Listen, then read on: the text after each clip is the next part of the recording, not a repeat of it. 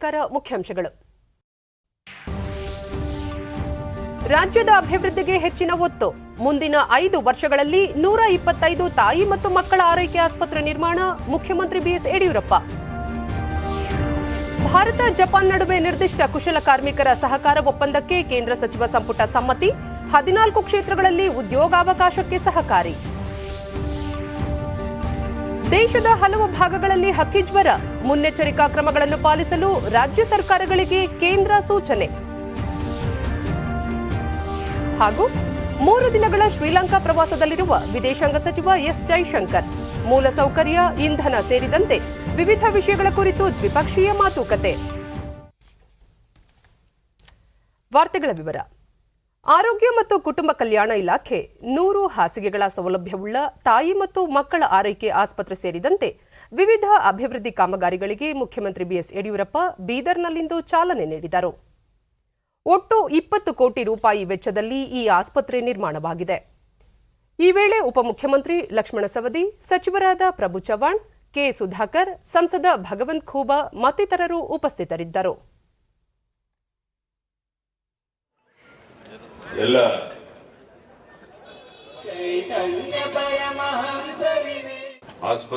ಬಳಿಕ ಮುಖ್ಯಮಂತ್ರಿ ಯಡಿಯೂರಪ್ಪ, ಮುಂದಿನ ದಿನಗಳಲ್ಲಿ ರಾಜ್ಯದ ಅಭಿವೃದ್ಧಿಗೆ ಹೆಚ್ಚಿನ ಒತ್ತು ನೀಡಲಾಗುವುದು.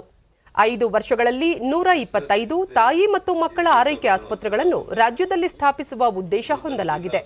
ಈ ಮೂಲಕ ರಾಜ್ಯವನ್ನು ದೇಶದಲ್ಲೇ ಮಾದರಿ ರಾಜ್ಯವನ್ನಾಗಿ ಮಾಡುವ ಸಂಕಲ್ಪ ಹೊಂದಲಾಗಿದೆ ಎಂದು ತಿಳಿಸಿದರು. ತಾಯಿ ಮತ್ತು ಮಕ್ಕಳಿಗೆ ಉತ್ತಮ ಗುಣಮಟ್ಟದ ಚಿಕಿತ್ಸೆ, ನವಜಾತ ಶಿಶು ಮತ್ತು ಬಾಣಂತಿಯರ ಆರೈಕೆ, ತಾಯಿ ಮತ್ತು ಶಿಶುವಿನ ಮರಣ ಪ್ರಮಾಣ ಕಡಿಮೆ ಮಾಡುವುದು ಸೇರಿದಂತೆ ಹಲವು ಕಾರ್ಯಕ್ರಮಗಳನ್ನು ಹಾಕಿಕೊಳ್ಳಲಾಗಿದೆ ಎಂದು ಅವರು ಹೇಳಿದರು. ಈ ಭಾಗದ ಜನರಿಗೆ ಅತ್ಯುತ್ತಮ ಆರೋಗ್ಯ ಸೌಲಭ್ಯಗಳು ಸಿಗಬೇಕು ಎನ್ನುವ ಉದ್ದೇಶದಿಂದ 100 ಹಾಸಿಗೆಗಳ ತಾಯಿ ಮತ್ತು ಮಕ್ಕಳ ಆರೈಕೆ ಕೇಂದ್ರ ಸ್ಥಾಪನೆ ಮಾಡಲಾಗಿದೆ ಎಂದು ಅವರು ತಿಳಿಸಿದರು. ಕೇರಳ ಮತ್ತು ತಮಿಳುನಾಡು ರಾಜ್ಯವನ್ನು ಹೊರತುಪಡಿಸಿದರೆ ಕರ್ನಾಟಕ ಅತ್ಯುತ್ತಮ ಆರೋಗ್ಯ ಸೇವಾ ವ್ಯವಸ್ಥೆಯುಳ್ಳ ರಾಜ್ಯವನ್ನಾಗಿದೆ. ಆರೋಗ್ಯ ಕ್ಷೇತ್ರದಲ್ಲಿ ರಾಷ್ಟ್ರದ ಸರಾಸರಿ ಅಂಕಕ್ಕಿಂತ ಕರ್ನಾಟಕದ ಅಂಕ ಹೆಚ್ಚಿದೆ.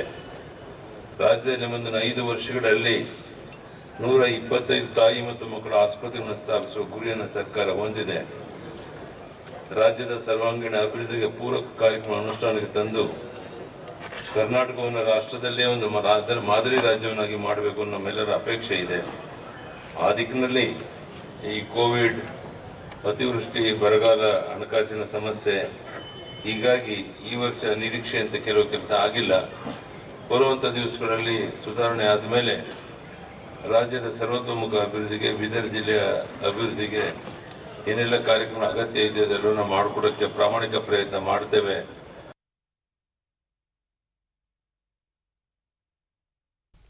ಇದೇ 29ರಿಂದ ಸಂಸತ್ತಿನ ಮೊದಲ ಹಂತದ ಬಜೆಟ್ ಅಧಿವೇಶನ ಆರಂಭವಾಗಲಿದ್ದು ಫೆಬ್ರವರಿ 15ರವರೆಗೆ ನಡೆಯಲಿದೆ ಎಂದು ಕೇಂದ್ರ ಸಂಸದೀಯ ವ್ಯವಹಾರಗಳ ಸಚಿವ ಪ್ರಹ್ಲಾದ್ ಜೋಶಿ ತಿಳಿಸಿದ್ದಾರೆ.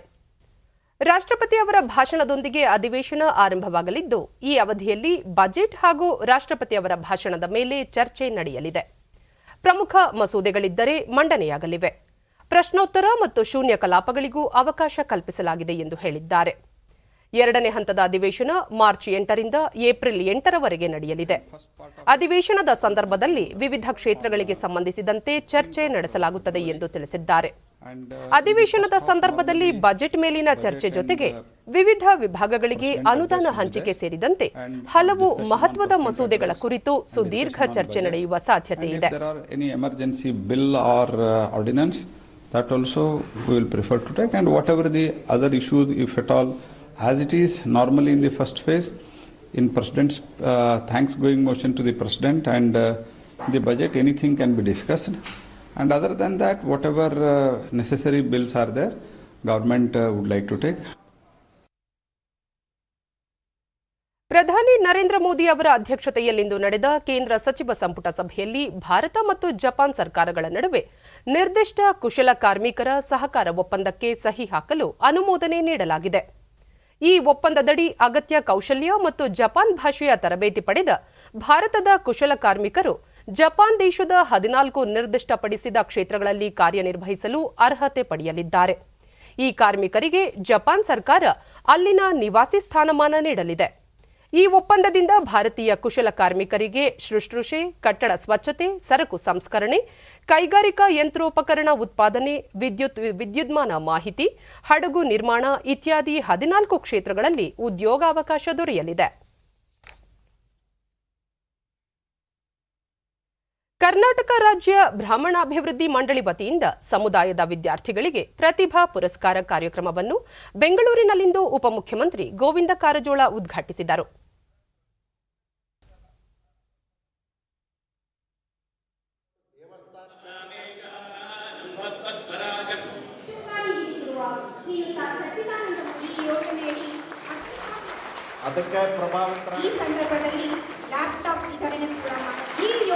ಬಳಿಕ ಎಸ್ಎಸ್ಎಲ್ಸಿಯಲ್ಲಿ ಅತಿ ಹೆಚ್ಚು ಅಂಕ ಗಳಿಸಿದ ವಿದ್ಯಾರ್ಥಿಗಳಿಗೆ ಲ್ಯಾಪ್ಟಾಪ್ ವಿತರಿಸಲಾಯಿತು.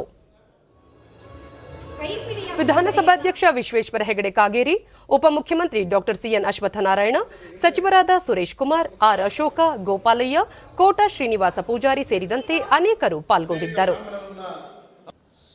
ಈ ವೇಳೆ ಗೋವಿಂದ ಕಾರಜೋಳ ಶಂಕರಾಚಾರ್ಯ, ಮಧ್ವಾಚಾರ್ಯ, ರಾಮಾನುಜಾಚಾರ್ಯ, ಬಸವಣ್ಣ ಸೇರಿದಂತೆ ಮಹನೀಯರು ಹುಟ್ಟಿದ ನಾಡು ಕರ್ನಾಟಕ. ರಾಜ್ಯದಲ್ಲಿ ಅಕ್ಷರ ಮತ್ತು ಸಂಸ್ಕೃತಿಯನ್ನು ಬೆಳೆಸುವಲ್ಲಿ ಈ ಸಮುದಾಯದ ಕೊಡುಗೆ ಅಪಾರ ಎಂದರು. ಸಂಸ್ಕೃತಿ ಮತ್ತು ಭಾಷೆ ಉಳಿವಿನ ಜೊತೆಗೆ ಸ್ವಾತಂತ್ರ್ಯ ಹೋರಾಟದಲ್ಲಿ ಮುಂಚೂಣಿಯಲ್ಲಿದ್ದರು. ನಾಡಿನೆಲ್ಲೆಡೆ ಅಕ್ಷರ ಶಿಕ್ಷಣ ನೀಡಿದ್ದಾರೆ ಎಂದು ಹೇಳಿದರು. ನಾನು ಯಾಕೆ 1000 ವರ್ಷದ ಇತಿಹಾಸ ತಗೊಂಡೆ ಅಂದ್ರೆ ಇವರೆಲ್ಲರೂ ಕನ್ನಡದ ಶ್ರೇಷ್ಠ ಸಾಹಿತಿಗಳಾಗಿದ್ದರು. ಬಹಳ ಮಂದಿಗೆ ಗೊತ್ತಿರ್ಲಿಕ್ಕಿಲ್ಲ. ಬಸವಣ್ಣನವರು ದೊಡ್ಡ ಸಾಹಿತಿ ಕನ್ನಡದಲ್ಲಿ, ಅವರಿಂದನೇ ಕನ್ನಡ ಉಳಿದಿರ್ತಕ್ಕಂಥದ್ದು. ಅವ್ರ ನಂತರ 600 ವರ್ಷಗಳ ಕಾಲ ನಮ್ಮನ್ನು ಬೇರೆ ಪರಕೀಯರೇ ಆಳಿದಾರೆ, ಬೇರೆ ಬೇರೆ ಭಾಷಿಕರೇ ಆಳಿದಾರೆ.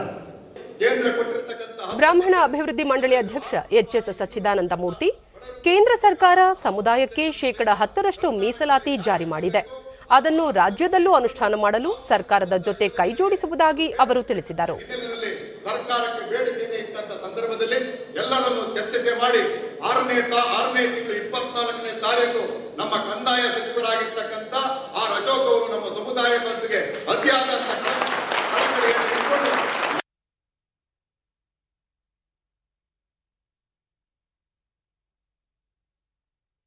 ಕೊರೋನಾ ಸೋಂಕಿನ ಕುರಿತು ಜಾಗೃತಿ ಮೂಡಿಸುವ ಹಾಗೂ ದೈಹಿಕ ಬಲಾಢ್ಯತೆಯನ್ನು ವೃದ್ಧಿಸುವ ನಿಟ್ಟಿನಲ್ಲಿ ಪೊಲೀಸ್ ಇಲಾಖೆಯಿಂದ ವಿಜಯಪುರದಲ್ಲಿಂದು ರನ್ ಫಾರ್ ಫಿಟ್ ಇಂಡಿಯಾ ಜಾಥಾ ಹಮ್ಮಿಕೊಳ್ಳಲಾಗಿತ್ತು. ಗೋಳಗುಮ್ಮಟದಿಂದ ಬಿಎಲ್ಡಿಇ ಕ್ಯಾಂಪಸ್ವರೆಗೆ ಹಮ್ಮಿಕೊಂಡಿದ್ದ ಓಟಕ್ಕೆ ಕರ್ನಾಟಕ ಮೀಸಲು ಪೊಲೀಸ್ ಪಡೆಯ ಎಡಿಜಿಪಿ ಅಲೋಕ್ ಕುಮಾರ್ ಚಾಲನೆ ನೀಡಿದರು. ನೂರಾರು ಕ್ರೀಡಾಪಟುಗಳು, ಪೊಲೀಸ್ ಸಿಬ್ಬಂದಿ ಮತ್ತು ಹಿರಿಯ ಅಧಿಕಾರಿಗಳು ಜಾಥಾದಲ್ಲಿ ಪಾಲ್ಗೊಂಡಿದ್ದರು.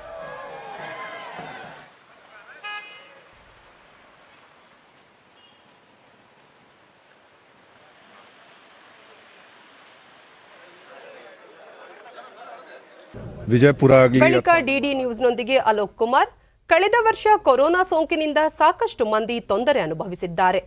ಹಲವು ಪೊಲೀಸ್ ಸಿಬ್ಬಂದಿ ಕೂಡ ಸೋಂಕಿಗೆ ತುತ್ತಾಗಿದ್ದರು.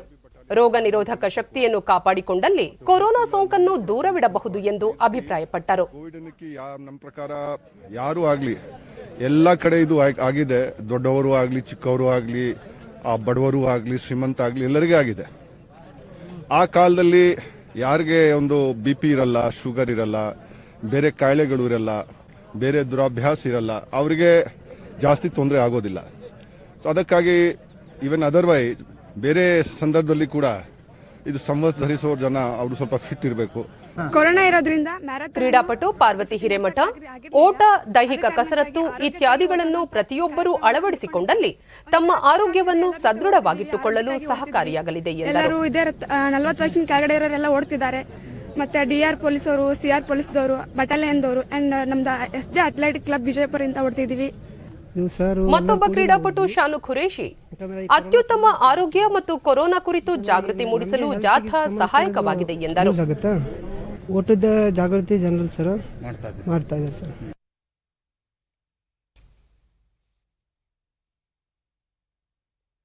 ಕೃಷಿಕರ ಅಭಿವೃದ್ಧಿಗೆ ಕೇಂದ್ರ ಸರ್ಕಾರ ಬದ್ಧವಾಗಿದೆ ಎಂದು ಬಿಜೆಪಿಯ ರಾಷ್ಟ್ರೀಯ ವಕ್ತಾರ ರಾಜೀವ್ ಚಂದ್ರಶೇಖರ್ ದೆಹಲಿಯಲ್ಲಿಂದು ತಿಳಿಸಿದ್ದಾರೆ. ಸುದ್ದಿಗಾರರೊಂದಿಗೆ ಅವರು, ಕೃಷಿ ಸುಧಾರಣಾ ಕಾನೂನುಗಳ ಬಗ್ಗೆ ವಿರೋಧ ಪಕ್ಷಗಳು ಸುಳ್ಳು ಮಾಹಿತಿ ನೀಡುತ್ತಿವೆ. ಇದರಲ್ಲಿ ಯಾವುದೇ ಹುರುಳಿಲ್ಲ ಎಂದರು. ವಿರೋಧ ಪಕ್ಷಗಳ ವದಂತಿಗಳ ಹೊರತಾಗಿಯೂ ಪ್ರಧಾನಿ ನರೇಂದ್ರ ಮೋದಿ ಅವರು ಸಬ್ಕಾ ಸಾಥ್ ಸಬ್ಕಾ ವಿಕಾಸ್ ಸಬ್ಕಾ ವಿಶ್ವಾಸ್ ಧ್ಯೇಯದೊಂದಿಗೆ ಎಲ್ಲಾ ವರ್ಗಗಳ ಶ್ರೇಯೋಭಿವೃದ್ಧಿಗೆ ಕಾರ್ಯಕ್ರಮಗಳನ್ನು ರೂಪಿಸುತ್ತಿದ್ದಾರೆ. ಕಾಂಗ್ರೆಸ್ ಪಕ್ಷವನ್ನು ಜನರು ತಿರಸ್ಕರಿಸುತ್ತಿರುವುದು ಚುನಾವಣೆಗಳ ಫಲಿತಾಂಶದಿಂದ ಸಾಬೀತಾಗಿದೆ ಎಂದರು. Deeply sincere, as has been communicated by senior ministers in the government, about the welfare of the farmers, and it is an article of faith which farmers who have not, farmers in Karnataka have decisively embraced, supported and shown trust in. ದೇಶದ ಹಲವು ಭಾಗಗಳಲ್ಲಿ ಹಕ್ಕಿ ಜ್ವರದ ಆತಂಕ ಎದುರಾಗಿದ್ದು, ಹಿಮಾಚಲ ಪ್ರದೇಶ, ಮಧ್ಯಪ್ರದೇಶ, ರಾಜಸ್ಥಾನ, ಕೇರಳ ಸೇರಿದಂತೆ ಹಲವು ರಾಜ್ಯಗಳಲ್ಲಿ ಹಕ್ಕಿ ಜ್ವರ ಕಾಣಿಸಿಕೊಂಡಿದೆ. ಇದರಿಂದ ಸಾವಿರಾರು ಪಕ್ಷಿಗಳು ಸಾವನ್ನಪ್ಪಿವೆ. ಹಿಮಾಚಲ ಪ್ರದೇಶದ ಪೌಂಗ್ ಬಾಂದ್ ಪ್ರದೇಶದಲ್ಲಿ 1800 ವಿದೇಶಿ ಪಕ್ಷಿಗಳು ಮೃತಪಟ್ಟಿವೆ ಎನ್ನಲಾಗಿದೆ. ಈ ಪ್ರದೇಶದ ವ್ಯಾಪ್ತಿಯಲ್ಲಿ ಕಾಂಗಡ ಜಿಲ್ಲಾಡಳಿತ ಸ್ಥಳೀಯರ ಸಂಚಾರಕ್ಕೆ ನಿರ್ಬಂಧ ವಿಧಿಸಿರುವುದಲ್ಲದೆ ಮೀನು ಉತ್ಪಾದನೆ, ಕೋಳಿ ಸಾಕಾಣಿಕೆಗೂ ನಿಷೇಧ ಹೇರುವ ಮೂಲಕ ಹಲವು ಮುನ್ನೆಚ್ಚರಿಕೆ ಕ್ರಮಗಳನ್ನು ಕೈಗೊಂಡಿದೆ. ಮಧ್ಯಪ್ರದೇಶದಲ್ಲೂ ಸಹ ಹಕ್ಕಿಜ್ವರ ಕಾಣಿಸಿಕೊಂಡಿದ್ದು, ಹಲವೆಡೆ ಹೈ ಅಲರ್ಟ್ ಕೂಡ ಜಾರಿಗೊಳಿಸಲಾಗಿದೆ. ಈ ಪರಿಸ್ಥಿತಿಯನ್ನು ರಾಜ್ಯ ವಿಶಿಷ್ಟ ವಿಪತ್ತು ಎಂದು ಸಹ ಮಧ್ಯಪ್ರದೇಶ ಸರ್ಕಾರ ಘೋಷಣೆ ಮಾಡಿದೆ. ಮಂದಸೌರ್ನಲ್ಲಿ ಮೃತಪಟ್ಟಿದ್ದ 4 ಕಾಗೆಗಳನ್ನು ಪರೀಕ್ಷೆಗೆ ಒಳಪಡಿಸಿದಾಗ ಹಕ್ಕಿಜ್ವರದ ಲಕ್ಷಣಗಳು ಕಂಡುಬಂದಿವೆ. ಅದೇ ರೀತಿ ರಾಜಸ್ಥಾನ ಮತ್ತು ಕೇರಳ ರಾಜ್ಯಗಳಲ್ಲೂ ಹಲವೆಡೆ ಪಕ್ಷಿಗಳು ಮೃತಪಟ್ಟಿದ್ದು, ಹಕ್ಕಿಜ್ವರ ಕಾಣಿಸಿಕೊಂಡಿರುವ ಶಂಕೆ ವ್ಯಕ್ತವಾಗಿದೆ. ದೇಶದ ಅನೇಕ ರಾಜ್ಯಗಳಲ್ಲಿ ಹಕ್ಕಿಜ್ವರ ಕಾಣಿಸಿಕೊಂಡಿರುವ ಬೆನ್ನಲ್ಲೇ ಕೇಂದ್ರ ಸರ್ಕಾರ ಮುನ್ನೆಚ್ಚರಿಕೆ ವಹಿಸಿದ್ದು, ಯಾವುದಾದರೂ ಪ್ರದೇಶಗಳಲ್ಲಿ ಹಕ್ಕಿಜ್ವರದ ಲಕ್ಷಣಗಳು ಕಂಡುಬಂದಲ್ಲಿ ಪಕ್ಷಿಗಳ ಮೇಲೆ ಕಣ್ಗಾವಲು, ಮೇಲ್ವಿಚಾರಣೆ ಹೆಚ್ಚಿಸುವಂತೆ ಎಲ್ಲ ರಾಜ್ಯಗಳು ಮತ್ತು ಕೇಂದ್ರಾಡಳಿತ ಪ್ರದೇಶಗಳಿಗೆ ಸೂಚಿಸಿದೆ. और मध्य प्रदेश के सैंपल पॉजिटिव मिले हैं, जिनमें बर्ड फ्लू का H5N8 वायरस मिला है. हालांकि मुर्गियों का कोई भी सैंपल अभी तक पॉजिटिव नहीं मिला है और न ही H5N1 स्ट्रेन मिला है. कुछ और राज्यों से आए सैंपल्स की जांच अभी होनी है. कोट्टायम और अलप्पुझा जिलों के कुछ हिस्सों में बर्ड फ्लू की पुष्टि के बाद विशेषज्ञों की एक टीम ने अलप्पुझा का दौरा किया. अलप्पुझा और कोट्टायम जिलों की 5 पंचायतों में बत्तखों के बाड़े में वायरस संक्रमण की पुष्टि के बाद राज्य सरकार की ओर से आपात कदम उठाए जा रहे हैं. ಇಂದಿನಿಂದ 3 ದಿನಗಳ ಶ್ರೀಲಂಕಾ ಪ್ರವಾಸದಲ್ಲಿರುವ ಭಾರತದ ವಿದೇಶಾಂಗ ವ್ಯವಹಾರಗಳ ಸಚಿವ ಎಸ್ ಜೈಶಂಕರ್ ಅಲ್ಲಿನ ಸಚಿವ ದಿನೇಶ್ ಗುಣವರ್ಧನೆ ಅವರೊಂದಿಗೆ ದ್ವಿಪಕ್ಷೀಯ ಮಾತುಕತೆ ನಡೆಸಿದರು. ಬಳಿಕ ಜಂಟಿ ಸುದ್ದಿಗೋಷ್ಠಿಯಲ್ಲಿ ಎಸ್ ಜೈಶಂಕರ್ ಮೂಲಸೌಕರ್ಯ, ಇಂಧನ ವಲಯಗಳ ಸಹಕಾರ ವರ್ಧನೆ ಕುರಿತು ಚರ್ಚಿಸಲಾಯಿತು. ಭಾರತ ಶ್ರೀಲಂಕಾದ ಅಭಿವೃದ್ಧಿಯಲ್ಲಿ ಭಾಗಿಯಾಗಿದೆ. ಶಿಕ್ಷಣ ಸೇರಿದಂತೆ ಹಲವಾರು ಕ್ಷೇತ್ರಗಳಲ್ಲಿ ಭಾರತ ಮತ್ತು ಶ್ರೀಲಂಕಾ ಸಹಭಾಗಿತ್ವ ಹೊಂದಿವೆ ಎಂದು ತಿಳಿಸಿದರು. ಕೋವಿಡ್-19 ಸಾಂಕ್ರಾಮಿಕದ ಸಮಯದಲ್ಲೂ ಭಾರತ ಶ್ರೀಲಂಕಾ ಬಾಂಧವ್ಯ ಮುಂದುವರೆದಿದ್ದು, ವೈದ್ಯಕೀಯ ನೆರವನ್ನು ನೀಡಲಾಗಿದೆ ಎಂದು ಸ್ಮರಿಸಿದರು. ಭಾರತ ಮತ್ತು ಶ್ರೀಲಂಕಾ ಸಾಗರ ಭದ್ರತೆಯ ಕುರಿತು ಮಾತುಕತೆ ನಡೆಸಲಾಗಿದೆ. ನೆರೆಯ ರಾಷ್ಟ್ರ ಮೊದಲು ಎನ್ನುವ ತತ್ವದಡಿ ಉಭಯ ರಾಷ್ಟ್ರಗಳ ಸಹಕಾರ ಬಲವರ್ಧನೆಗೆ ಭಾರತ ಬದ್ಧವಾಗಿದೆ ಎಂದರು. The COVID stood between me and my visit, and I am truly glad that I'm starting 2021 with a visit to Colombo, a visit to India's closest maritime neighbor and partner. Now, I come here at a time when both our countries are faced with the daunting and common challenges from the COVID-19 pandemic. At the same time, I think the COVID has given us an opportunity to collaborate even further. Progress and opportunities. Sri Lanka ವಿದೇಶಾಂಗ ಸಚಿವ ದಿನೇಶ್ ಗುಣವರ್ಧನೆ ಮೀನುಗಾರಿಕೆ, ಸಾಗರ ಭದ್ರತೆ, ಆರೋಗ್ಯ, ವಾಣಿಜ್ಯ ಕ್ಷೇತ್ರಗಳಲ್ಲಿ ಭಾರತದೊಂದಿಗೆ ಶ್ರೀಲಂಕಾ ಉತ್ತಮ ಬಾಂಧವ್ಯ ಹೊಂದಿದೆ ಎಂದರು. ಭಾರತ ಮತ್ತು ಶ್ರೀಲಂಕಾ ನಡುವೆ ವಿಸ್ತಾರವಾದ ಸಮುದ್ರ ಇರುವ ಹಿನ್ನೆಲೆಯಲ್ಲಿ ನೀಲಿ ಆರ್ಥಿಕತೆಯ ಕುರಿತು ಮಾತುಕತೆ ನಡೆಸಲಾಯಿತು ಎಂದು ಅವರು ತಿಳಿಸಿದರು. Defense, security and fisheries, cultural and particularly on the ongoing COVID-19 pandemic and the post-COVID era that we are moving forward to, and efforts we have jointly taken since the outbreak. ದೇಶದ ಪಶ್ಚಿಮ ಭಾಗದಲ್ಲಿ ನೂತನವಾಗಿ ನಿರ್ಮಿಸಲಾಗಿರುವ 306 kilometre ಉದ್ದದ new Rewari ಮತ್ತು new Madar ವಿಭಾಗದ ಸರಕು ಸಾಗಣೆ ರೈಲು ಕಾರಿಡಾರ್ ಅನ್ನು ನಾಳೆ ಪ್ರಧಾನಿ ನರೇಂದ್ರ ಮೋದಿ ಅವರು ರಾಷ್ಟ್ರಕ್ಕೆ ಸಮರ್ಪಿಸಲಿದ್ದಾರೆ. ವರ್ಚುವಲ್ ಮೂಲಕ ಈ ಕಾರ್ಯಕ್ರಮ ನಡೆಯಲಿದ್ದು, ಸರಕು ಸಾಗಣೆ ರೈಲು ಕಾರಿಡಾರ್ ನಿರ್ಮಾಣದಿಂದಾಗಿ ಭಾರತೀಯ ರೈಲ್ವೆಗೆ ಮತ್ತೊಂದು ಹೊಸ ಯುಗ ಆರಂಭವಾದಂತಾಗಿದೆ. ರಾಜಸ್ಥಾನ ಮತ್ತು ಹರಿಯಾಣ ನಡುವೆ ಸಂಪರ್ಕ ಕಲ್ಪಿಸುವ ಸರಕು ಸಾಗಣೆ ರೈಲು ಮಾರ್ಗ ಇದಾಗಿದ್ದು, ಇದರಿಂದ ಉಭಯ ರಾಜ್ಯಗಳ ರೈತರಿಗೆ ಸಾಕಷ್ಟು ಪ್ರಯೋಜನವಾಗಲಿದೆ. ರಾಜಸ್ಥಾನದಲ್ಲಿ 227 ಕಿಲೋಮೀಟರ್ ಹಾಗೂ ಹರಿಯಾಣದಲ್ಲಿ 79 ಕಿಲೋಮೀಟರ್ ಉದ್ದದ ಮಾರ್ಗ ಇದಾಗಿದೆ. ಒಟ್ಟು 9 ನಿಲ್ದಾಣಗಳು ಬರಲಿದ್ದು, ಆತ್ಮನಿರ್ಭರ ಭಾರತ ಅಭಿಯಾನಕ್ಕೆ ಇದು ಉತ್ತೇಜನವಾಗಲಿದೆ. ಇದೇ ಸಂದರ್ಭದಲ್ಲಿ ಪ್ರಧಾನಿ ವಿಶ್ವದ ಮೊದಲ ಡಬಲ್ ಸ್ಟಾಕ್ ಲಾಂಗ್ ಸರಕು ಸಾಗಣೆ ರೈಲಿಗೂ ಹಸಿರು ನಿಶಾನೆ ತೋರಲಿದ್ದಾರೆ. ರೈಲ್ವೆ ಸಚಿವ ಪಿಯೂಷ್ ಗೋಯಲ್, ರಾಜಸ್ಥಾನ ಮತ್ತು ಹರಿಯಾಣದ ರಾಜ್ಯಪಾಲರು ಹಾಗೂ ಮುಖ್ಯಮಂತ್ರಿಗಳು ಈ ಸಂದರ್ಭದಲ್ಲಿ ಹಾಜರಿರಲಿದ್ದಾರೆ.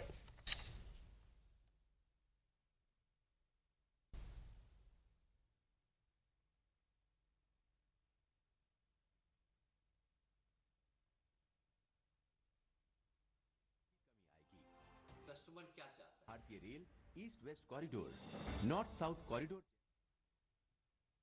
ಪ್ರಯಾಣಿಕರ ಟಿಕೆಟ್ ದರವನ್ನು ಹೆಚ್ಚಿಸುವ ಯಾವುದೇ ಪ್ರಸ್ತಾಪವಿಲ್ಲ ಎಂದು ಭಾರತೀಯ ರೈಲ್ವೆ ಇಲಾಖೆ ಸ್ಪಷ್ಟಪಡಿಸಿದೆ. ಪ್ರಯಾಣಿಕರ ರೈಲು ದರದಲ್ಲಿ ಹೆಚ್ಚಳ ಮಾಡುವ ಸಾಧ್ಯತೆ ಇದೆ ಎಂದು ಹಲವು ಮಾಧ್ಯಮಗಳು ವರದಿ ಮಾಡಿರುವುದರಲ್ಲಿ ಯಾವುದೇ ಹುರುಳಿಲ್ಲ ಎಂದು ರೈಲ್ವೆ ಸಚಿವಾಲಯದ ಮೂಲಗಳು ತಿಳಿಸಿವೆ. ಈ ಕುರಿತು ಸ್ಪಷ್ಟನೆ ನೀಡಿರುವ ಭಾರತೀಯ ರೈಲ್ವೆ, ಆಧಾರರಹಿತ ಹೇಳಿಕೆಗಳನ್ನು ಮಾಧ್ಯಮಗಳು ವರದಿ ಮಾಡಿವೆ ಎಂದು ತಿಳಿಸಿದೆ.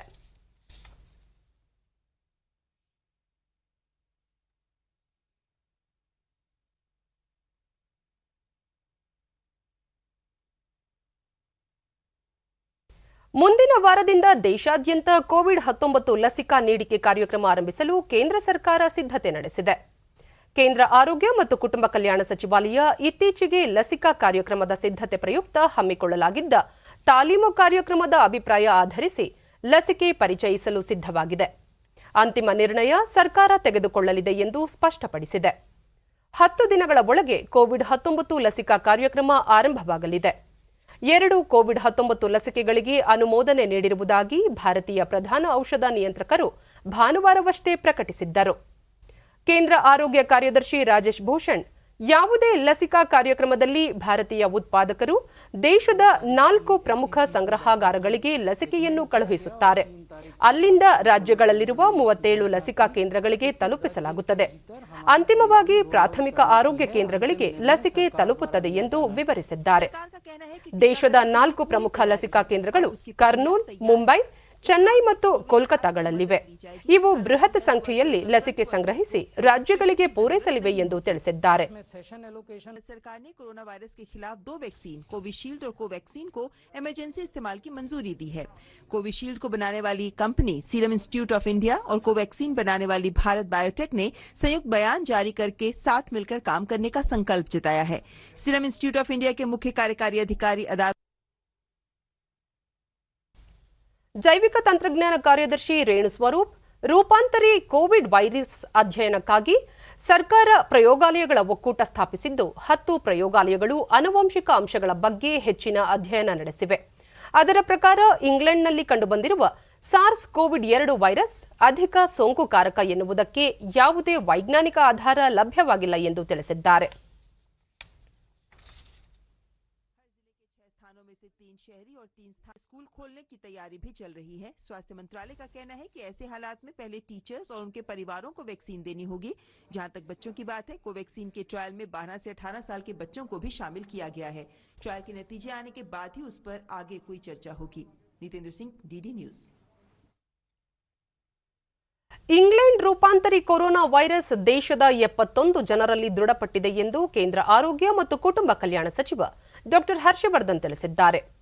ಈ ಕುರಿತು ಟ್ವೀಟ್ ಮಾಡಿರುವ ಅವರು, ದೇಶದಲ್ಲಿ ಕೋವಿಡ್-19 ಸೋಂಕು ಪ್ರಕರಣಗಳು ಇಳಿಕೆಯಾಗುತ್ತಿವೆ, ಮರಣ ಪ್ರಮಾಣವೂ ಕಡಿಮೆಯಾಗುತ್ತಿದ್ದು, ಸತತ 12 ದಿನಗಳಿಂದ ಸೋಂಕಿನಿಂದ ಸಾವಿಗೀಡಾಗುವವರ ಸಂಖ್ಯೆ 300ಕ್ಕಿಂತ ಕಡಿಮೆ ಇದೆ ಎಂದು ತಿಳಿಸಿದ್ದಾರೆ.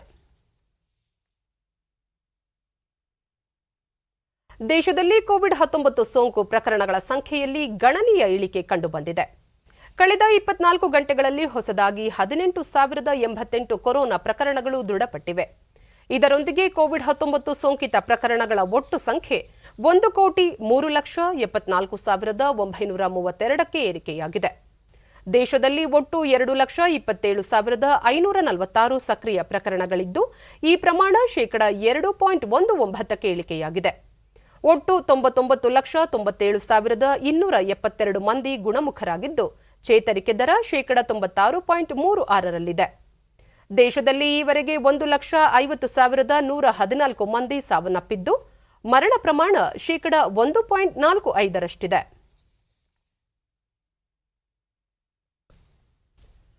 ಕೇಂದ್ರ ವನ್ಯಜೀವಿ ಮಂಡಳಿ ಕೆರಾಕಲ್ ಎನ್ನುವ ವಿಶಿಷ್ಟ ಕಾಡು ಬೆಕ್ಕಿನ ಸಂವರ್ಧನಾ ಕಾರ್ಯಕ್ರಮಕ್ಕೆ ಅನುಮೋದನೆ ನೀಡಿದೆ. ಕೇಂದ್ರ ಪರಿಸರ ಮತ್ತು ಪ್ರಸಾರ ಖಾತೆ ಸಚಿವ ಪ್ರಕಾಶ್ ಜಾವಡೇಕರ್ ಈ ಕುರಿತು ಟ್ವೀಟ್ನಲ್ಲಿ ತಿಳಿಸಿದ್ದಾರೆ. ಕೆರಾಕಲ್ ಎನ್ನುವ ಮಧ್ಯಮ ಗಾತ್ರದ ಕಾಡುಬೆಕ್ಕು ನಮ್ಮ ದೇಶದ ರಾಜಸ್ಥಾನ ಮತ್ತು ಗುಜರಾತ್ ರಾಜ್ಯಗಳ ಕೆಲವು ಭಾಗಗಳಲ್ಲಿ ಮಾತ್ರ ಕಂಡುಬರುತ್ತದೆ. ಪ್ರಸ್ತುತ ಕೇವಲ 22 ಕಾಡುಬೆಕ್ಕುಗಳನ್ನು ಗುರುತಿಸಲಾಗಿದ್ದು, ಇವುಗಳ ಸಂರಕ್ಷಣೆ ಮತ್ತು ಸಂವರ್ಧನೆಗೆ ಕಾರ್ಯಕ್ರಮ ರೂಪಿಸಲಾಗಿದೆ ಎಂದು ಅವರು ತಿಳಿಸಿದ್ದಾರೆ.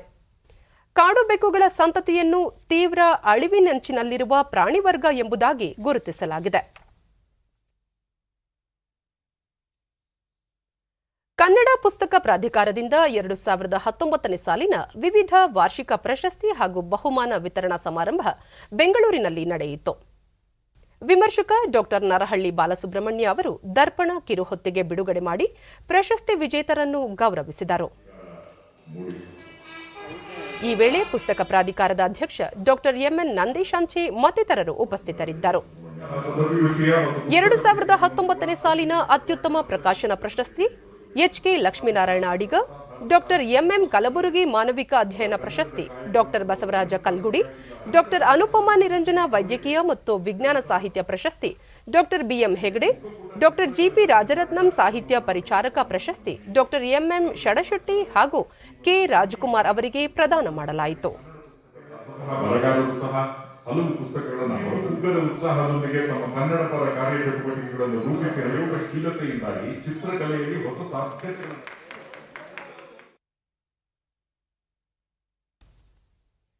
ಕೇಂದ್ರ ಸರ್ಕಾರದ ಪ್ರಧಾನಮಂತ್ರಿ ಕಿಸಾನ್ ಸಮ್ಮಾನ್ ಯೋಜನೆ ಚಿತ್ರದುರ್ಗ ಜಿಲ್ಲೆಯ ಹೊಸದುರ್ಗ ತಾಲೂಕಿನಲ್ಲಿ ಯಶಸ್ವಿಯಾಗಿ ಅನುಷ್ಠಾನವಾಗಿದೆ. ಈ ಯೋಜನೆಯಡಿ ರೈತರ ಖಾತೆಗೆ ಹಣ ನೇರವಾಗಿ ಜಮೆಯಾಗಿದ್ದು, ಇದರಿಂದಾಗಿ ಭೂಮಿ ಹಸನು ಮಾಡಲು, ಬೀಜ ಬಿತ್ತನೆಗೆ, ಗೊಬ್ಬರಕ್ಕೆ, ಕಳೆ ಕೀಳುವುದು, ಕಟಾವು ಮಾಡುವುದು ಸೇರಿದಂತೆ ಮತ್ತಿತರೆ ಕೃಷಿ ಚಟುವಟಿಕೆಗಳಿಗೆ ಅನುಕೂಲವಾಗಿದೆ.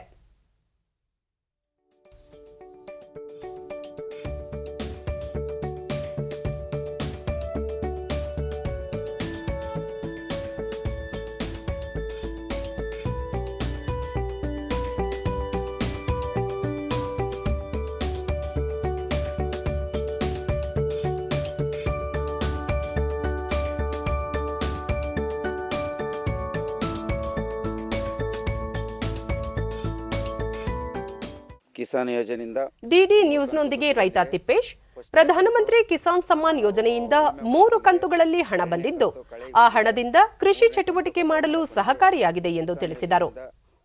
ಏನು ಕೇಂದ್ರದಿಂದ ಅನುದಾನ ಬಿಡುಗಡೆ ಮಾಡಿದ್ರು, ಉನ್ನತವಾಗಿ ಕೆಲಸ ಮಾಡಲಿಕ್ಕೆ ಎಲ್ಲದೂ ಅನುಕೂಲ ಆಗಿದೆ. ಇದೇ ಥರನ ಮುಂದೆ ಒಳ್ಳೆ ಸ್ಕೀಮು, ಒಳ್ಳೆ ಇದನ್ನು ಬಿಟ್ಟರೆ ಏನು ಉದ್ಧಾರ ಆಗುತ್ತೆ, ರೈತರು ಒಂದು ಬೆಳೆಗಾಗಲಿ ಏನಾಗಲಿ ಅನುಕೂಲ ಆಗುತ್ತೆ. 2ನೇ ಕಂತು ಶಿವಮೂರ್ತಿ, ಯೋಜನೆಯಿಂದ ಬರುವ ಹಣದಿಂದ ಮೆಕ್ಕೆಜೋಳ, ರಾಗಿ, ಕಡಲೆ ಮತ್ತಿತರ ಬೆಳೆ ಬೆಳೆಯಲು ನೆರವಾಗಲಿದೆ ಎಂದರು. ಒಳ್ಳೆಯದಾಗಿದೆ.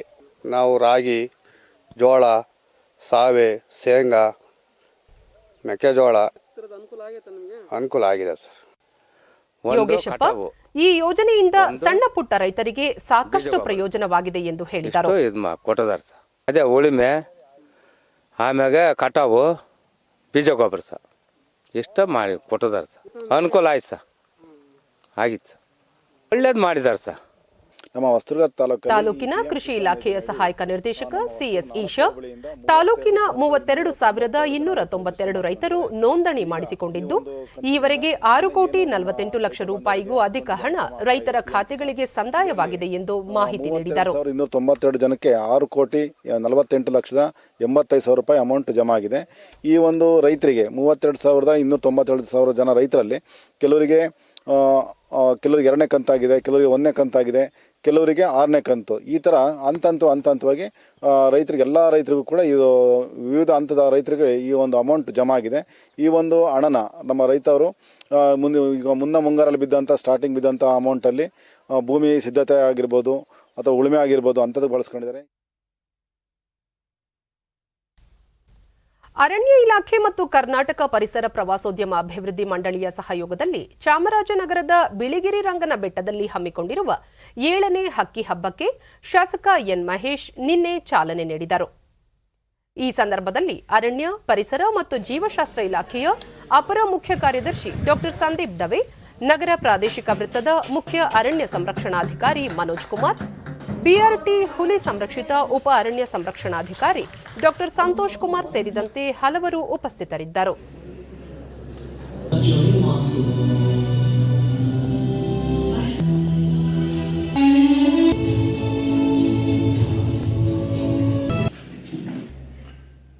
ಬೇರೆ ಬೇರೆ ಜಿಲ್ಲೆಗಳಿಂದ ವಿಶೇಷವಾಗಿ ಬೆಂಗಳೂರಿನಿಂದ ಬಹಳ ಜನ ಬಂದು ಪರಿಸರ ಪ್ರವಾಸೋದ್ಯಮ ಅಭಿವೃದ್ಧಿ ಮಂಡಳಿಯ ಮುಖ್ಯ ಕಾರ್ಯನಿರ್ವಹಣಾಧಿಕಾರಿ ಅಜಯ್ ಮಿಶ್ರಾ ವಿವಿಧ ಜಾತಿಯ ಪಕ್ಷಿ ಸಂಕುಲಗಳ ಬಗ್ಗೆ ಜನರನ್ನು ಹೆಚ್ಚು ಸಂವೇದನಾಶೀಲರನ್ನಾಗಿಸುವ ಮೂಲಕ ಪಕ್ಷಿ ವೀಕ್ಷಣೆಯನ್ನು ಉತ್ತೇಜಿಸುವುದು ಈ ಕಾರ್ಯಕ್ರಮದ ಮುಖ್ಯ ಗುರಿ ಎಂದರು.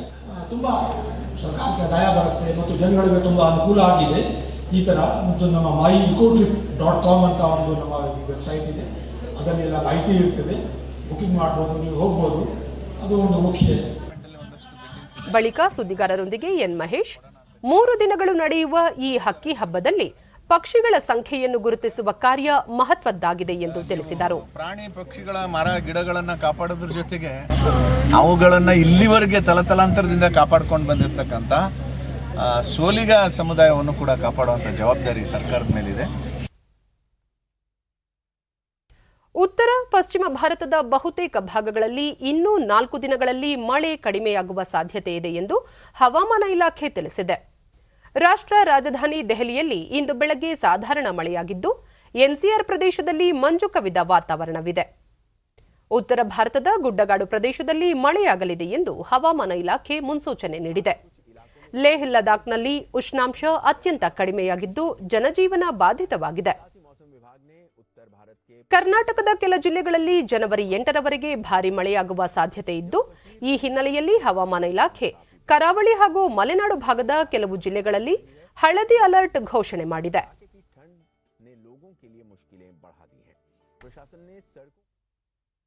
ಕ್ರಿಕೆಟ್. ಭಾರತ ಮತ್ತು ಆತಿಥೇಯ ಆಸ್ಟ್ರೇಲಿಯಾ ತಂಡಗಳ ನಡುವೆ ಸಿಡ್ನಿ ಕ್ರಿಕೆಟ್ ಮೈದಾನದಲ್ಲಿ ನಾಳೆ 3ನೇ ಕ್ರಿಕೆಟ್ ಟೆಸ್ಟ್ ಪಂದ್ಯ ನಡೆಯಲಿದೆ. ಭಾರತೀಯ ಕಾಲಮಾನ ಬೆಳಗ್ಗೆ 5 ಗಂಟೆಗೆ ಪಂದ್ಯ ಆರಂಭವಾಗಲಿದೆ.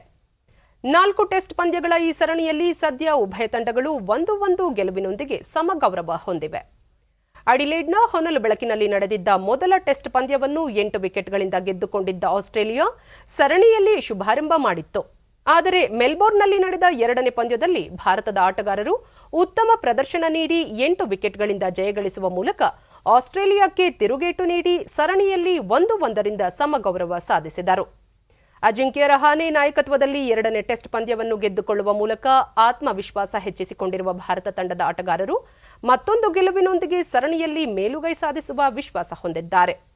ಹಿರಿಯ ಅನುಭವಿ ಆಟಗಾರ ರೋಹಿತ್ ಶರ್ಮಾ ಸಹ ಆಡಲು ಲಭ್ಯವಿರುವುದು ಟೀಂ ಇಂಡಿಯಾ ಶಕ್ತಿಯನ್ನು ಇನ್ನಷ್ಟು ವೃದ್ಧಿಸಿದೆ. ನಾಳಿನ ಪಂದ್ಯಕ್ಕಾಗಿ ಭಾರತ ತಂಡ 11 ಆಟಗಾರರ ಪಟ್ಟಿಯನ್ನು ಪ್ರಕಟಿಸಿದ್ದು ರೋಹಿತ್ ಶರ್ಮಾ ಆರಂಭಿಕ ಆಟಗಾರರಾಗಿ ಕಣಕ್ಕಿಳಿಯಲಿದ್ದು ನವದೀಪ್ ಸೈನಿ ಟೆಸ್ಟ್ ಕ್ರಿಕೆಟ್ಗೆ ಪಾದಾರ್ಪಣೆ ಮಾಡಲಿದ್ದಾರೆ.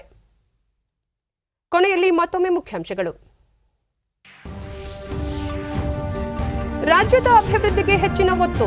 ಮುಂದಿನ 5 ವರ್ಷಗಳಲ್ಲಿ 125 ತಾಯಿ ಮತ್ತು ಮಕ್ಕಳ ಆರೈಕೆ ಆಸ್ಪತ್ರೆ ನಿರ್ಮಾಣ. ಮುಖ್ಯಮಂತ್ರಿ ಬಿಎಸ್ ಯಡಿಯೂರಪ್ಪ. ಭಾರತ ಜಪಾನ್ ನಡುವೆ ನಿರ್ದಿಷ್ಟ ಕುಶಲ ಕಾರ್ಮಿಕರ ಸಹಕಾರ ಒಪ್ಪಂದಕ್ಕೆ ಕೇಂದ್ರ ಸಚಿವ ಸಂಪುಟ ಸಮ್ಮತಿ. 14 ಕ್ಷೇತ್ರಗಳಲ್ಲಿ ಉದ್ಯೋಗಾವಕಾಶಕ್ಕೆ ಸಹಕಾರಿ.